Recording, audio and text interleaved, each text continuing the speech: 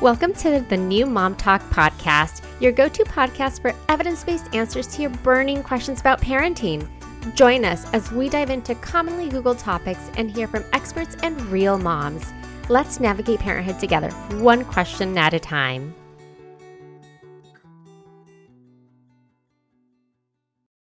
Hi, everyone. So today we're going to talk about prenatal yoga and talk about some of its benefits.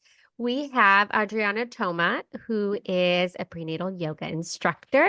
Yes. Hi. Thank you for having me. So I am a prenatal yoga instructor, pelvic floor yoga instructor, mommy and me yoga instructor, and most recently a baby yoga instructor.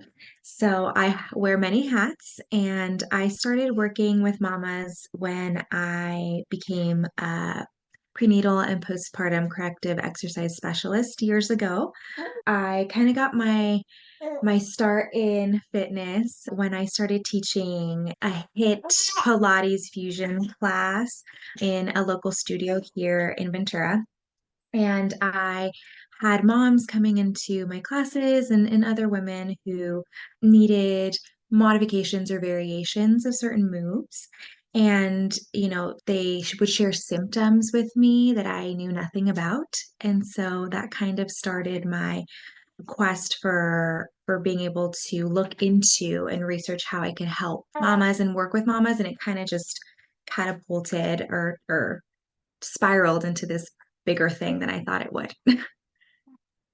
That's awesome. So I also have a background in teaching fitness classes, and I totally understand that, whenever you get a certification, you get kind of a very basic level of like modifications, or kind of a lot of it is like what to avoid when it comes to women that are pregnant, telling them not to do certain things. So yeah, it's very interesting that we really don't have that knowledge unless you seek it and kind of get a better understanding of like, well, why do we tell them not to do crunches? I don't know. I've never been pregnant. At that time, I'd never been Exactly. pregnant. So you just don't really understand.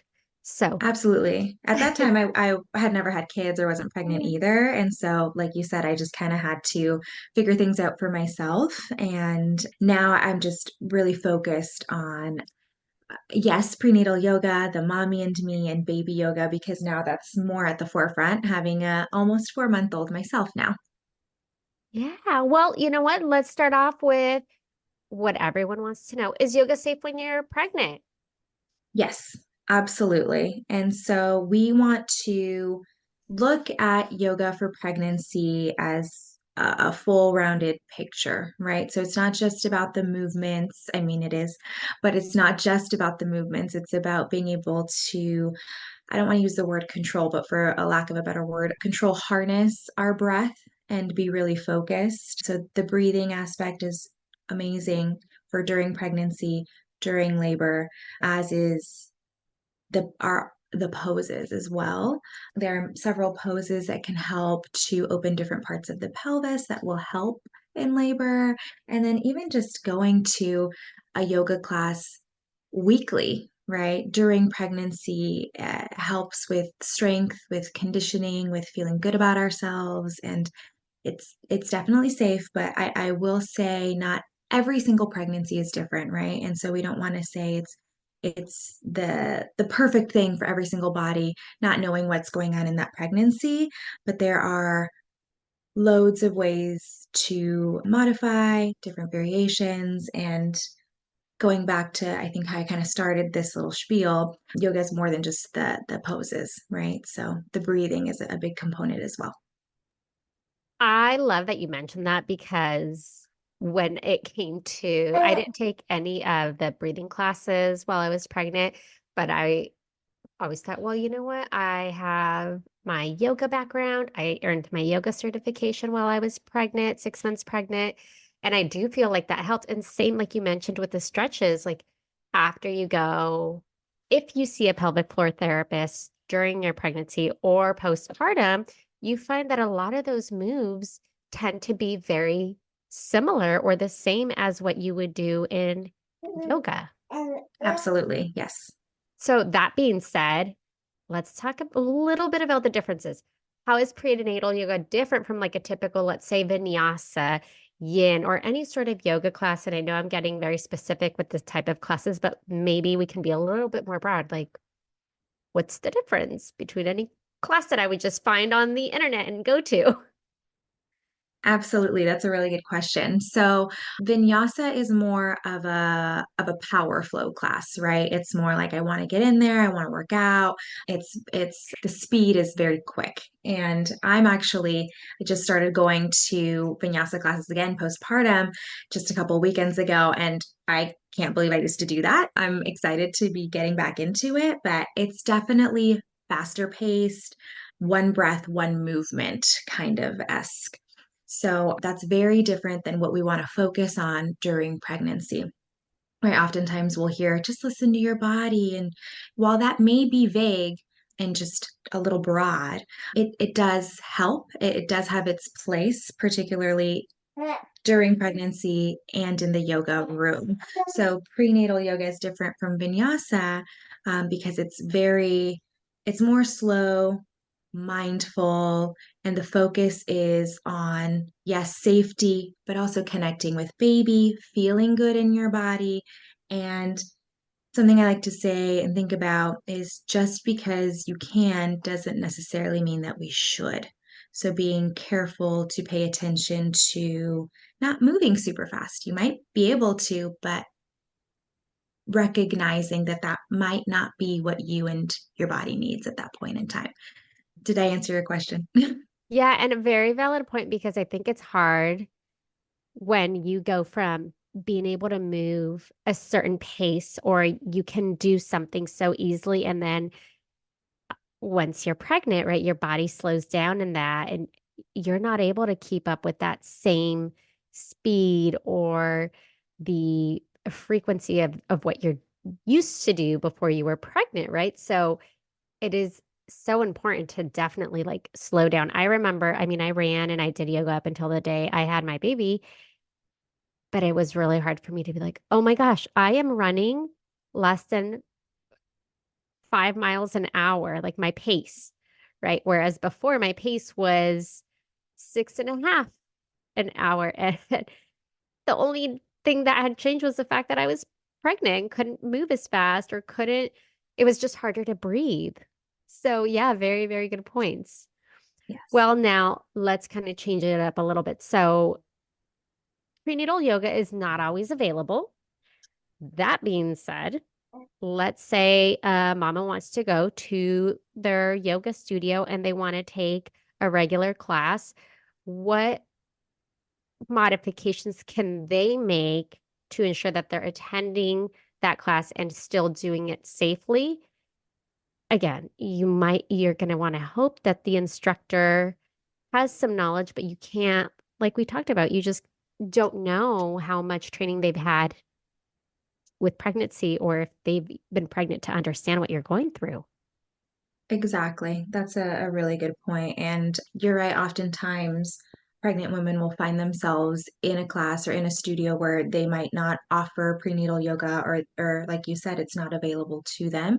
And so it unfortunately oftentimes at that point it is up to the pregnant woman to figure out their own modifications, which can be tough because I have been in a room before where I have heard an instructor say, and of course, it's well intentioned, but the only modification is just listen to your body. And if if you feel winded, just feel free to lay down. And that's kind of lay down. It's okay. It's okay. And which is great. Absolutely, 100%. But, you know, sometimes we want to be able to do more than just find a child's pose or just lay down for a little bit while everyone else is doing their thing, right? So, a great variation or modification of a pose that you'll see often in almost any yoga class is down dog. So, this can be taken at the wall, very similar fashion where I guess you're kind of in an upside down V.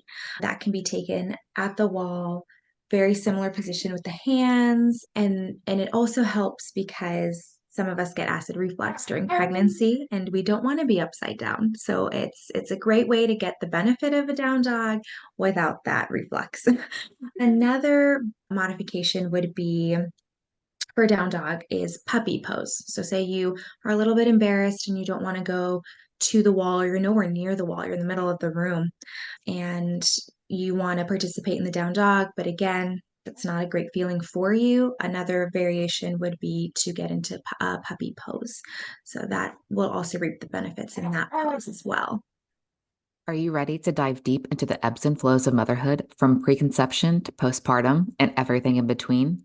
Hi, I'm Hannah Gill, VBAC mom, doula, birth educator, and host of Motherhood Flow. Join me as we explore empowering birth stories, personal insights, and expert interviews covering topics like VBAC preparation, pregnancy wellness, and navigating the joys and challenges of motherhood. Whether you're preparing for your own journey of becoming a mom, wanting to learn more about VBAC, or you're looking for support and inspiration along the way, Motherhood Flow has you covered. This is your space to walk through birth and motherhood on your terms, ensuring you're not just going with the flow, but being an active participant in your own story. Subscribe to Motherhood Flow now on your favorite podcast platform. And I just automatically think, like, use the props. The props are your best friend when you're pregnant, right? Like, I depended on my blocks way more than I used to before being pregnant, and even on like my blanket if it was like hard to come down into malasana, and I couldn't keep like my feet flat, like maybe I needed that little height at the back of my heels. And I think it's hard for us, again, being pregnant. It's like I used to be able to do this and now I can't. And it's frustrating, but we'll get back into it. Just use those props. That's what they're there for.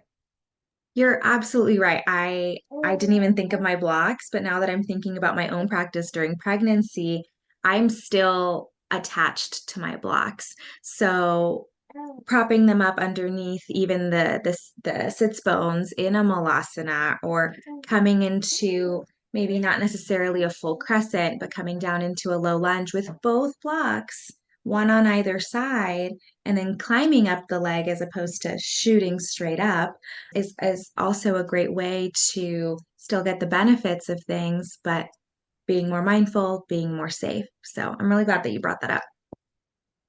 I feel like you already answered my next question, but I'm just going to see if there's anything that you wanted to add. So, what should a mama take into consideration if she is making her own modifications in a class and maybe doesn't have as much knowledge as the yoga instructor or others that are have practiced maybe a little bit more? So sometimes the really great thing of being in a studio with different level yogis is that there are different levels, and so oftentimes the instructor will say like, okay, you can do it this way, or if you need a little bit more support, do it this way. So I would lean towards doing or nearing to trying to do a pose where you're not, you know, exerting a bunch of energy. You're not going to level 3, for example, if there's different levels of holding a pose, for example. Again, using your blocks, using the wall, using any props. And then I would say not being afraid to modify. So oftentimes, even if you're not pregnant or you're postpartum or what have you, you'll be in a class and sometimes people are embarrassed to even grab a block, which is, I understand. I used to never want to grab a block when I first started out. For whatever reason, I thought that that made me weak. And now I'm, during pregnancy, and now I'm all about my blocks. As soon as I get into a room, I go and I grab them and I'm like, I'm ready to go. So, yeah. And even being somebody that goes in and practice regularly, like there are days where you need to depend on those blocks. And maybe the day prior you didn't.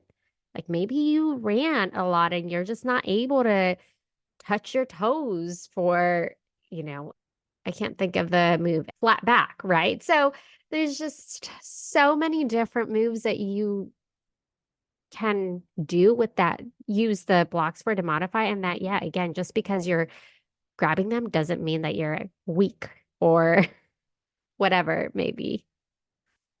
100%. Exactly. So let's touch on the benefits. What are the benefits? Yes. I love this one because I feel like yoga is just there's so many benefits to it when you're not pregnant. So, yeah. Yeah, exactly. So benefits include, right? So the strength and conditioning, making sure that we feel good, that we stay limber during pregnancy, stress relief, being able to improve our quality of sleep, and just a sense of calm. Things are constantly changing throughout pregnancy, and if you have a solid practice, you're very much able to bring the components of what you practice in the room or on your mat into your pregnancy, into your day to day. So, those are some benefits. And of course, connecting with babies. So, as an instructor, I'll offer a lot of movements where it's like, okay, now place a hand on baby, and this is what we're going to do. And make sure you hug baby, and make sure all of these things that are so fun with baby. And it really is a great way to connect, to start connecting with baby right away. And you'll excuse me, I'm going to grab my little one Yeah, no worries. who needs a little bit of a hug here. Oh, Yes. yeah, lots of great benefits that you mentioned, and just like I think of just being active, right? It gets you to continue to move when it's hard to move. Your body is just getting harder and harder to bend forward, to tie your shoelaces, to do anything, right? So it's such a great way to stay like limber, I guess. Now, let's talk about the challenges. And the one that I can think of off the top of my head is just the one that we've discussed is your body is it's requiring a lot more modifications that you didn't need before, right? Absolutely. So I feel like there are definitely some challenges that may arise, particularly if, say, you're kind of brand new to yoga and you're pregnant and you're thinking, I should do prenatal yoga, or, someone's recommended that I do it, and you start and you might be very new. And so a challenge that might come up is maybe feeling like you're not cut out for it, or maybe being nervous, or just feeling like maybe, yeah, like it's just too hard for you or something. And to that, we have to remember, if you're brand new and you're coming into yoga as a pregnant person, then you're killing it. It's tough to get into a practice already not being pregnant. Being pregnant just throws another curveball into the mix, right? Our center of gravity is off. We have things moving, things are getting bigger. We might have a couple of aches, and maybe that's what led you to prenatal yoga. I would say that that's probably a challenge. Another challenge is, if you are like myself, I was going to and teaching vinyasa style classes daily. And I was also in a hot room daily for hours on end when I found out I was pregnant. And for a lot of people, and this will vary depending on the person, a lot of people will continue to practice in a hot room. For me, it wasn't a possibility. And so I stopped teaching the vinyasa style classes, and I had to stop going to those classes.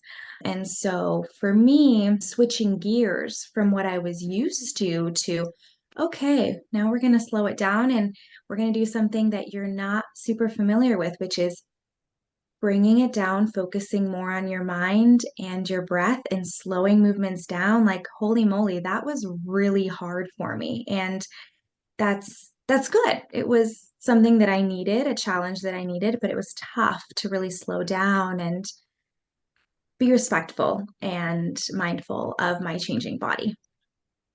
Yeah, I can totally understand that. It is really hard because it changes so fast. You kind of want to hold on to a little bit of yourself, but yeah, you just kind of have to like let it go and just work with Mhm, it as it changes. mhm. My last question, do you have any other tips, suggestions, or recommendations?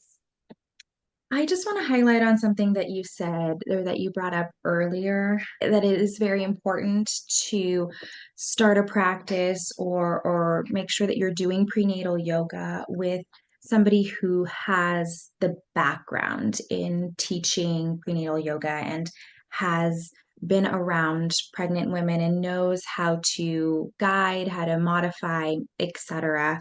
Because, like you said, things are changing so fast and there are a lot of moving parts. And so it's very important that we seek out those professionals who have the correct credentials and to have the right experience, and also like someone that you jive with, right? Someone who's going to make the experience a good one for you.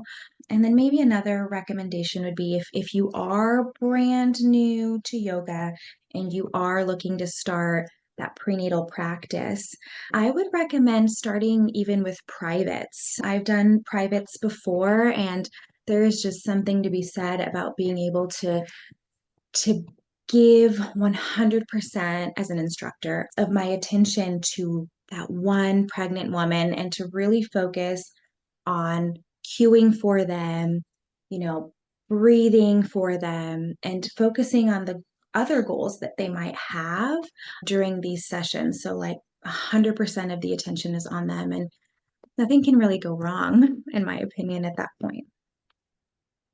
Yeah, really, really, really good points. And I love that you just mentioned the that ability to focus on just the person that's expecting if they've never done yoga, because they can really adjust and modify or make the corrections necessary because they're watching your every move. So, Mm-hmm. and they can place their hands where they need to really help you, because there's so many moves that you do.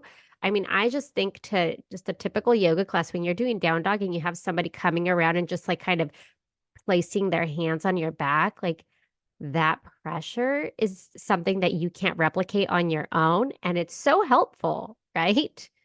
So many different moves. Um, Absolutely, yes. so Great points. Thank you so much. I really appreciate you taking time. I'm so excited for this episode because I love yoga, and I think that prenatal yoga is just so helpful and beneficial.